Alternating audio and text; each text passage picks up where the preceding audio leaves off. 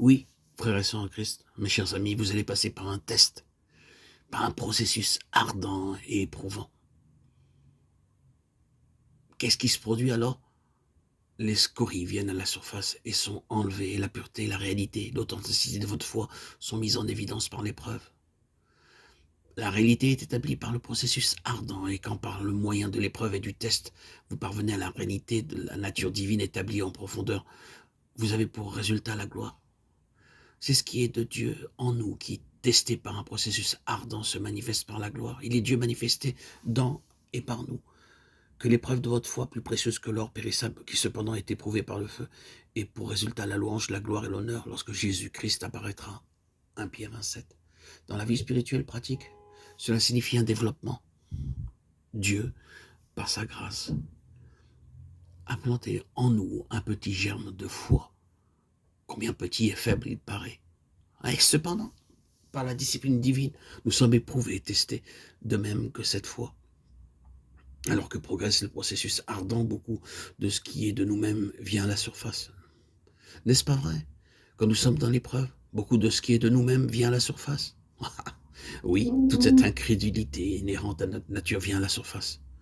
Le ressentiment, la rébellion, l'aigreur, l'amertume, tout revient en surface. Oui, tout cela vient à la lumière au cours de ce processus ardent.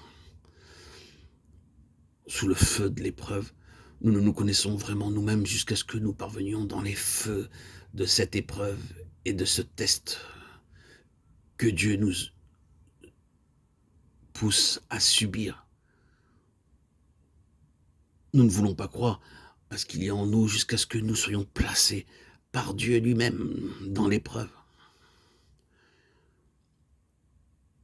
J'entendais le docteur Campbell Morgan dire une fois que l'homme est capable de n'importe quel péché que l'on puisse mentionner s'il est placé dans des situations qui pourront le mettre en évidence. C'est une chose terrible à dire. Vous pouvez ne pas l'accepter, mais c'est parce que vous n'avez pas été mis dans la situation. Nous pouvons le voir d'une autre manière. Vous n'êtes pas juste appelé à passer par les tentations de la vie, ce que nous pensons être les tentations communes ou les péchés les plus affreux.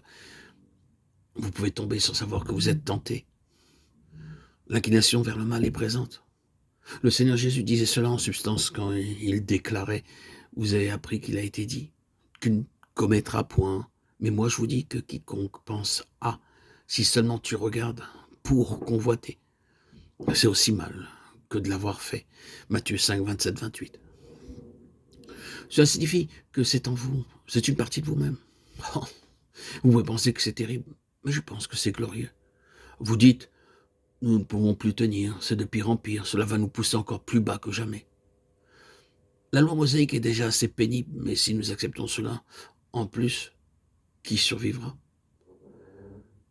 Mais je dis que ce n'est pas mauvais, mais bon, le Seigneur n'ajoutait pas condamnation sur condamnation, il disait seulement, ce n'est pas une affaire qui traite ce que vous faites ou ce que vous ne faites pas, c'est une affaire qui touche à ce que vous êtes. Et je suis venu pour ôter ce que vous êtes, et pas simplement ce que vous faites. C'est glorieux.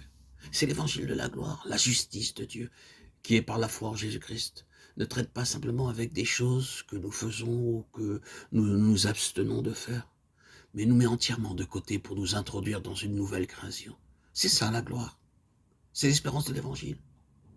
Frères et sœurs en Christ, mes chers amis, mes bien-aimés, remercions Dieu. Il viendra un temps dans l'histoire de cet univers où le dernier vestige de la chute sera extirpé de chacun de ceux qui auront placé leur confiance en Christ. Amen. Alléluia. Encore un peu de temps et nous serons changés. Même ce corps de notre humiliation sera comme son corps de gloire. Un corps saint, un corps sans péché.